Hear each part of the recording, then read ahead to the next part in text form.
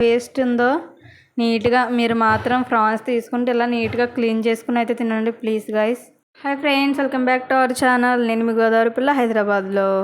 గోదావరిలో అయితే మనకు ఫ్రెష్ రొయ్యలు దొరుకుతాయి. అదే ఇక్కడ ఫ్రెష్ ఉంటాయి, నార్మల్గా ఉంటాయి. ఇవి అయితే మీకు లోపల ఈయనైతే కనిపిస్తుందా బ్లాక్గానా, ఇది తీయకుండా చాలామంది అయితే వండేస్తారు. బట్ దీంట్లో ఎంత వేస్ట్ ఉంటుందంటే తినే మొత్తం నేను ఇప్పుడు మీకు తీసి అయితే చూపిస్తాను. ఇవి ఏదైతే ఉందో అది ఎంతలా ఉంటుందో మీకు తీసి చూపిస్తాను. మీరు కర్రీ వండుకున్నప్పుడు ఖచ్చితంగా ఇది వీని తీసుకుని అయితే వండుకోండి. మీ దగ్గర ఏదైనా చిన్నది సిజర్ ఉంటుంది కదా, ఆ సిజర్ తీసుకుని చూపిస్తున్న విధానంగా నేను వీడియోలో ఎలా చూపిస్తున్నాను అలా పెట్టుకోండి. మనం పెన్ ఎలా పెట్టుకుంటాం అలా పెట్టుకుంటే మనకి ఆ వీన్ తీయడానికి అయితే ఈజీగా ఉంటుంది.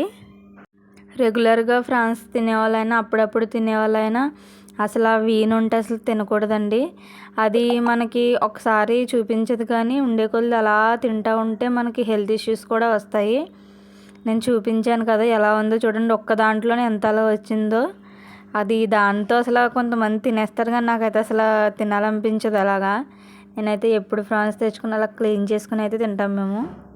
కొంతమంది ఏం కాదులే అని కొంచెం నెగ్లెక్ట్ చేసి నార్మల్గా అయితే కర్రీ వండేసుకుంటారు. అసలు అలా వండుకోవద్దు. మనం చూపిస్తున్న విధానంగా అయితే తీసుకుంటే ఎంతో ఒక 5 minutes పడుతుంది అంతే.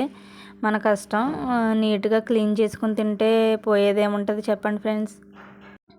సండే స్పెషల్ కదా, మీరందరూ ఏం వండారు? ఫ్రాన్స్ వండారా? ఫ్రాన్స్ వండితే కానీ ఎలా వండారు? ఏం తీసి వండారు, ఏం తీయకుండా వండారా? కమెంట్ చేసి అయితే చెప్పండి మర్చిపోకండి.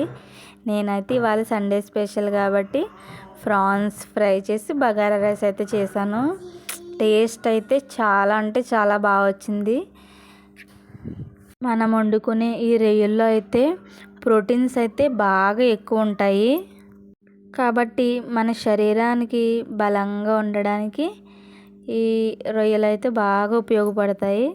ఎంత వేస్ట్ వచ్చిందో మనం ఇవే పెట్టేసి కర్రీలో వండుకుని తినేస్తాం. చూసారు ఎంత గలీజ్గా ఉందో.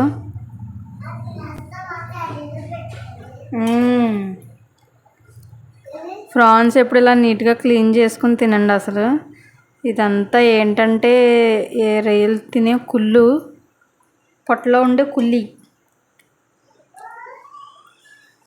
యాక్చువల్లీ ఇంకా ఈ రొయ్యల గురించి చెప్పుకోవాలంటే దీంట్లో ఈ రొయ్యలు మనం తింటే విటమిన్ B12 ఇంకా అయోడిన్ ఇలాంటివి చాలా పోషకాలు అయితే మన శరీరానికి ఇస్తుంది.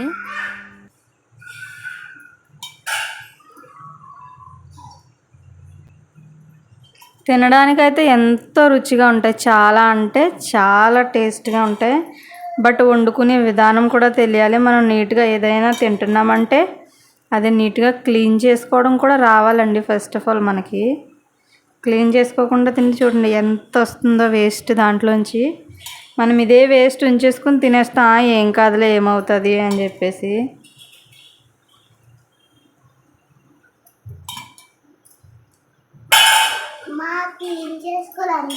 ఇలా క్లీన్ చేసుకోవాలమ్మా. రేపు నువ్వు కూడా పెద్ద ఎగాక ఇలా క్లీన్ చేసుకోవే.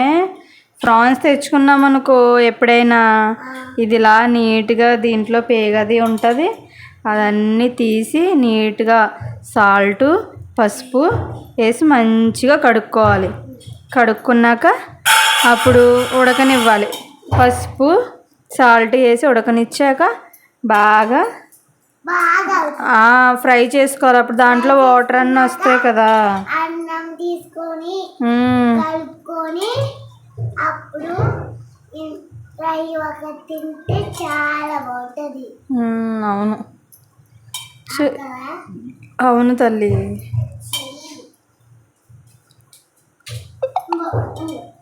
ఇలాంటి మరిన్ని ఇన్ఫర్మేషన్ వీడియోస్ కావాలంటే మన ఛానల్ని సబ్స్క్రైబ్ చేసి లైక్ చేసి షేర్ చేయండి గాయస్.